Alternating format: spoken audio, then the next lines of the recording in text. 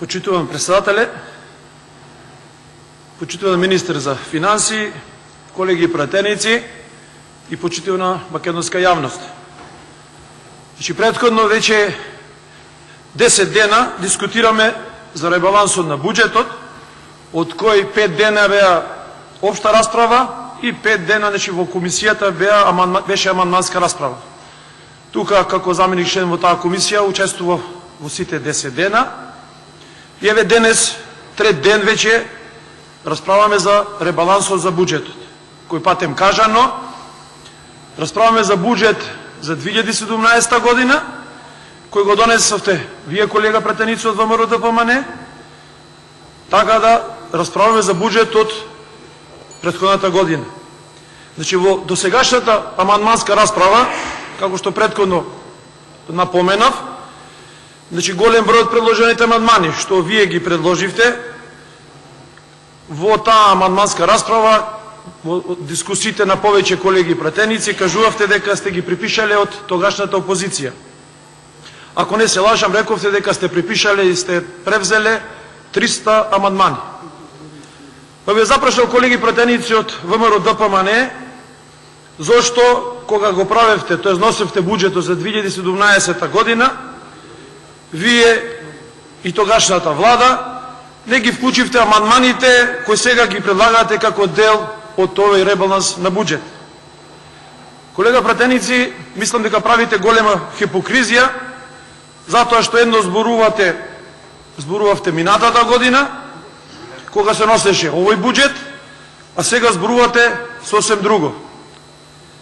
Значи, неопходниот ребаланс на буџетот на средината оваа година, што го направи оваа влада и Министерот за финансии и Министерството за финансии, значи овозможува непречено спроведување на финансиската политика на новата влада за сервисирање на граѓаните и економијата во земјата, како и за реализација на политиката од програмата на новата влада, која истата даде ветување пред сите граѓани на Република Македонија.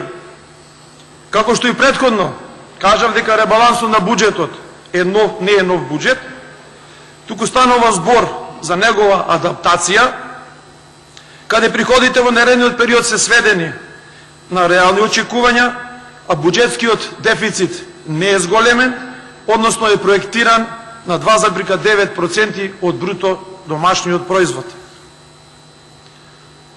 Проекцијата на претходната влада била дека бруто домашниот производ за 2017 година ќе изнесува 3%, може би бил малку напумпан, затоа што, знаете, очекувавме избори, не очекува избори, се одлага неколку пати, но сите добро знаете дека во првиот квартал растот на бруто домашниот производ изнесуваше 0%. Значи, главни причини за ова воздржаност на приватниот сектор да инвестираат е политичката криза, поради политичката криза и многу нискиот степен на реализација на капиталните инвестиции од страна на претходната влада.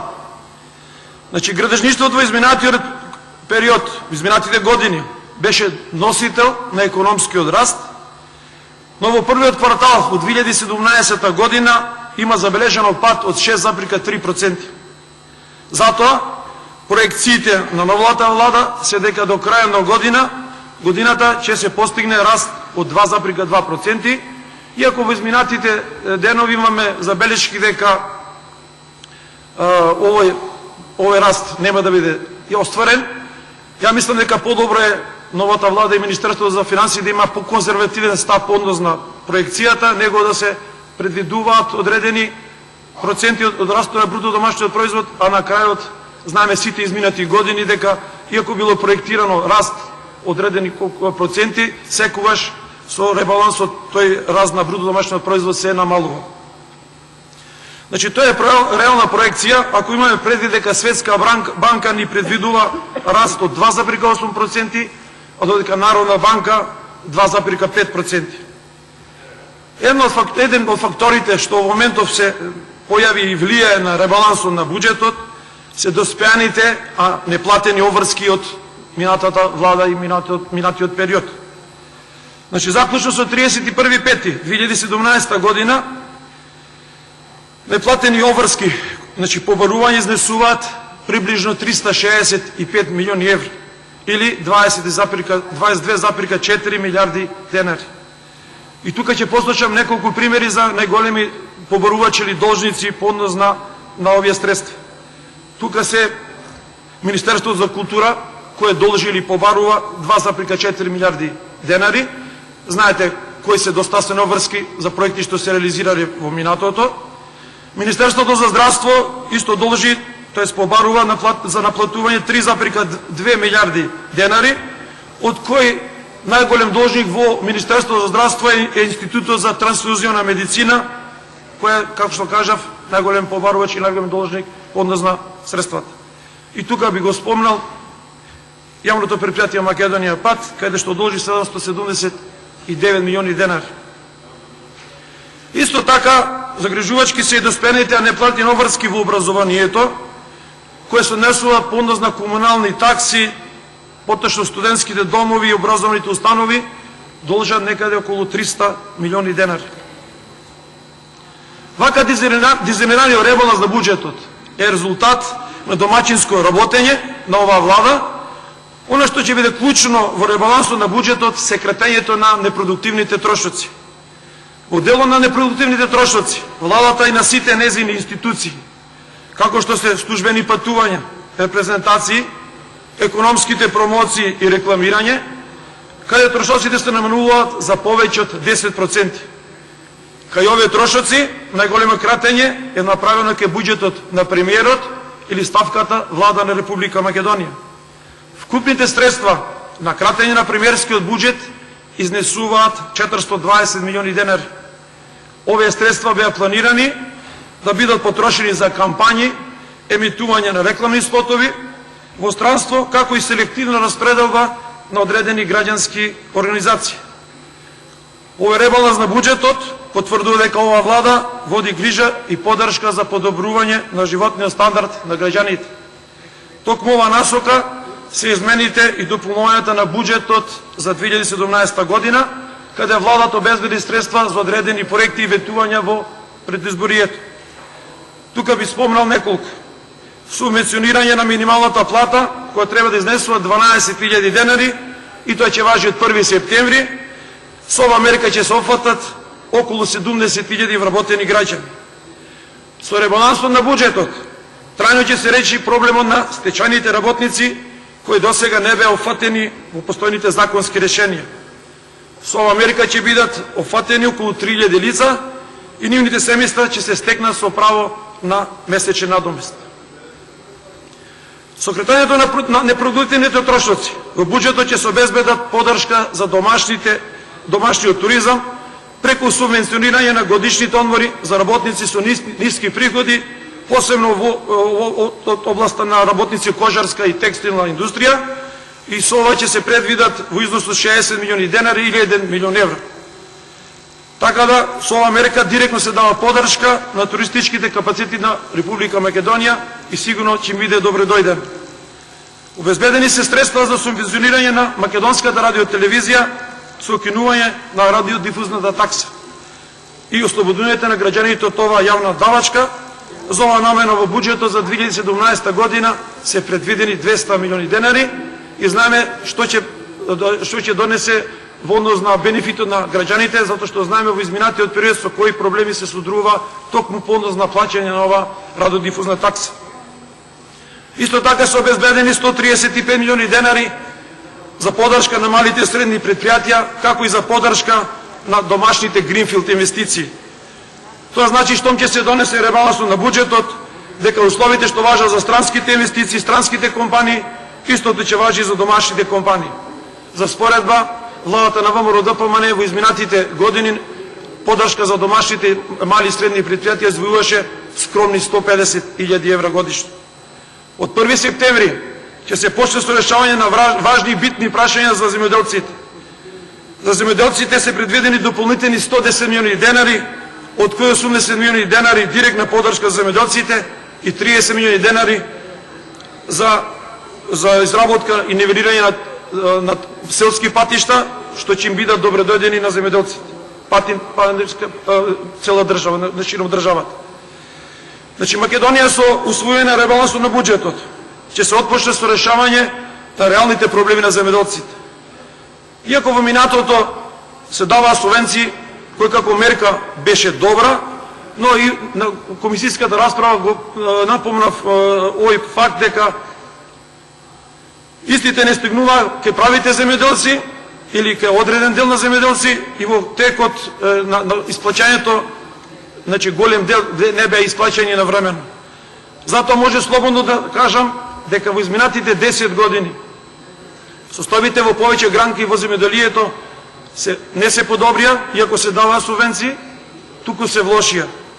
И тука има неколку примери, конкретно во сточарството ика се доделува субвенции, значи вкупниот број на добиток во периодот од 2006 до 2016 година е драстично намален, посебно во однос на сточарството. Потоа производството на месо и млечни производи, млеко, исто е опаднато од 2006 до 2016. Полјоделството, овощарството и лозарството 2004 година имало 560.000 хектари обработлива површина, додека во 2016 511.000 хектари. Така да и може да спомнам дека и просечниот принос во хектар на поважни култури исто така е намален. Иако сте сакале да прикачате буџет со нависоки капитални трошоци, а од друга страна сте ги напумпале приходните, посебно за недоношните приходи, намалувањето на капиталните инвестиции е направено кај оние проекти кај кои има забавена динамика на реализација во првата половина од годината, што го спомнав во почетокот на мојот говор. Со ребалансот капиталните расходи се ревидираат на 23,4 милиарди денари и веќе до сега се само реализирани 8,7 милиарди денари. Но сепак планираното ниво на капитални расходи е највисоко во историјата на Република Македонија или 40% повеќе од минатата година со претходниот буџет. Мора да се истакне дека фактот години наназад има недостаток во реализација на капитални расходи во однос на проектираните нивоа, ако се спроведе реализацијата во последните 4 години, каде никогаш не надминале повеќе од 19 милиарди денари. Се спомнуваше дека инвестициите во образованието во овој ребаланс се намалени исклучиво заради слабата динамика на реализација во првата половина од годината. За првите 5 месеци во 2017 година претходната влада реализирала само 6% од предвидениот буџет и невозможно во наредните месеци да се реализираат останатите 94%. И покрај ваквата состојба обезбедени се средства за капитални инвестиции во Министерството за образование и наука од околу 1,8 милиарди денари, кои се 64% повисоки од капиталните инвестиции во образованието во минатата 2016 година, кога изнесува 1,1 милиарда денари. Чи колега пратеници, не држи тезата дека се крата средства во Министерството за образование и наука. Ќе создадеме образовен систем што ќе влие врз големувањето на продуктивноста на трудот и ќе ги зголеми шансите за младите и квалитетни работни места.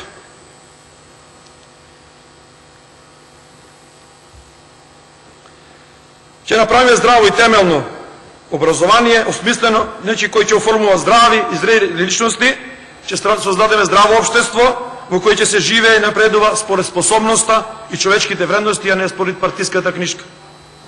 Во изминатиот период Министерството за финансии, иако често пати беше спомнувано, се задолжи 5 пати со вкупен износ од 70 милиони евра. Но мора да се каже дека во исто време се вратени долгови 115 милиони евра. Тука е вклучен и долго земен од Deutsche Bank со многу повисока каматна стапка, значи во моментов се вратени 55 милиони евра. Она што стално го потенциравме, сакам да го спомнам, значи во однос на задолжувањето, јавниот долг на Република Македонија во 2009 година изнесувал само 1,772 милиарди евра или 876 евра по глава на жител, но знаете сега во 2017 година истиот е зголемен и изнесува 4,74 милиарди евра или 2545 евра по глава на жител, што сигурно ќе се сложите дека е стварно превисоко и дека овој долг ќе го враќаат нашите идни генерации, внуци и останати.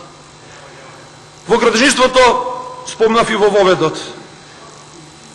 Морам да кажам дека и да согласам дека градушништвото е двигател на економијата. Иако се палевте дека во изминатиот период изминатите години сте граделе капитални објекти. Да, колеги, на Македонија недостасуваат и треба изградба на капитални објекти. Но тука ви прашам, зошто не ви инвестиравте во енергетиката? Зошто не отпочнавте со изградбата на хидроцентралите Чебрен, Галиште и Бошков мост? Зошто не отпочнавте или да инвестирате во гасификација на Република Македонија? По примерот на Струмица, по примерот на Куманово. Колеги претеници, за мене задлужување да се оправдани кога се трошат правилно и наменски, а не да се трошат на непродуктивни работи. Наместо да го градевте проектот Скопје 2014 и панорамското тркало, че немаше потреба да се земаат скапи кредити за изградба на двата автопати, иако во овие изминати денови, значи топ тема се изградбата на автопатиштата, со наводно дека се прекинале или слично. Се работи, колеги, на автопатите, меѓутоа се работи може да со забавена динамика и знаете кои се причините зашто тоа така се случува. Затоа, денешто да го правите Скопје 2014, владата на ВМРО ДПМН немаше потреба да зема скапи кредити од кинеската компанија Синохидр. Како што знаете, бидејќи довеќе од областа на инфраструктурата во изминатите години, изграда на автопат од Кичево Охрид предизвикан е дополнителен трошок од 120 милиони евра. Знаете кои се причините, многу недостатоци во однос на трасата. Еден од поголемите причини и проблеми е појавување на тунелот, значи изградба на тој тунел, каде инвестицијата од 29 милиони евра порасна и се зголеми на 88 милиони евра, значи некаде приближно 60 милиони евра. Исти случај со автопатот Милодиновци-Штип, значи од неодговорното аматерско однесување на владата, претходната влада, предизвикала штета, значи штета што ќе платат граѓаните на Република Македонија од дополнителни 20 милиони евра. Значи ова автопатска делница требаше до сега да биде готова, значи рокот на изградба беше мај оваа година. И она што сакам да кажам, цената на 1 километар на оваа автопатска делница чини 4,3 милиони евра. За споредба, ќе напомнам некои автопатски делници што се градат во соседството. Значи во Грција делницата Кулура-Клида 3,2 милиони евра, 1 километар. Во Србија, значи Ниш до бугарска граница, цената на километар 3,8 милиони евра. Во Бугарија, значи Софија од Црно море 3,1 милиони евра по километар. Најверојатно високата цена на изградбата на нашите автопатишта се должи на земањето на високите провизии од страна на раководството на ВМРО ДПМН. Исто така ќе спомнам дека сте фалевте дека изградивте доста автопатишта и магистрални патишта во изминативе години. Но колеги, можам со сигурност да ви тврдам дека и веќе изградените патишта се во катастрофална состојба околу однос на одржувањето, значи нивната сигнализација, нивната заштитна мрежа, значи се случуваат голем дел на сообраќајки и во наредниот период мора да се посвети посебно внимание на магистралните и автопатишта во Република Македонија, токму по тоа од нивно одржување. Да не зборам за зимскиот период, знаете кој ќе заврши 10 сантиметри на снег, сите патни правци се блокираа и буквално се правеше хаос во државата. И на крај уште неколку реченици. Значи не е ништо подобро состојбата во железничкиот коридор. Знаете кои се долговите, кои се проблемите што се содруваат. Значи тука железничкиот коридор Битола Кременица со средство од 19,9 милиони евра финансирани како неповратни средства од Европска унија, работите се стопирани и се изведени некаде 20% од потребните. Не е ништо подобро железничкиот коридор Куманово-Белјаковце и она што е во план изводкување на проектна документација на пругата за Лин кон Албанија. Значи, затоа морам одговорно да кажам дека ова влада треба да се однесува домаќински во трошење на народните пари, затоа што во минатото немилосрдно се трошеа пари на граѓаните за непродуктивни работи. Ви благодарам.